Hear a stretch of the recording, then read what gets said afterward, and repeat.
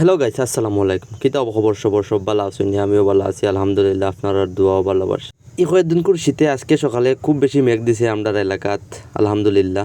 তো পরে গাড়ি বাকরলাম, গাড়ি বাকরিয়া ফেসেঞ্জারের বাড়ি আইলাম, আইয়া ফেসেঞ্জার লইয়া রওনা দিলাম তান কুটুম বাড়ি যাওয়ার লাগিয়া। আইলাম ফেসেঞ্জারের কুটুম বাড়ি, আইয়া ফেসেঞ্জার লাগি অপেক্ষা করিয়া তারারে আবার লইয়া যাইতাম। এখন বই রইছি তারা বাড়ি। এখন হঠাৎ দেখি ফাঁকি একটাই আমারে দেখিয়া যে সুন্দর আমার লগে মাতের, আমারে মাতার। তো তার লগে গিয়া কথা মাতিলাম, দং তামেশা করলাম, তার নাম জিজ্ঞা করলাম। পরে গেলাম কি ফেসেঞ্জারে ডাক দিলা, তো তারা ঘরও গেলাম কি গিয়া মুছে দে আমারে কইলা রব আইও চা নাস্তা করিলাই তারা বাড়ি। চাও খাইয়া ওই একটা আজব একটা ফল দেখলাম, একটা কিতাত ফল আমি জানি না, একটা কিন্তু মাথু নাই। আপনারা কেউ যদি চিনিয়া তখন তাহলে কমেন্ট করবা। ফেসবুকও যারা আমরা সবে কাম করি আর সবে হিংসা বাদ দিয়া একে অন্যের পাশে দাঁড়াইবা, সবে লাইক কমেন্ট শেয়ার করবা, তো দুজনের লাভ, আপনারও লাভ আমারও লাভ। তো এর লাগি হইয়া সবে সাপোর্ট সবে করবা।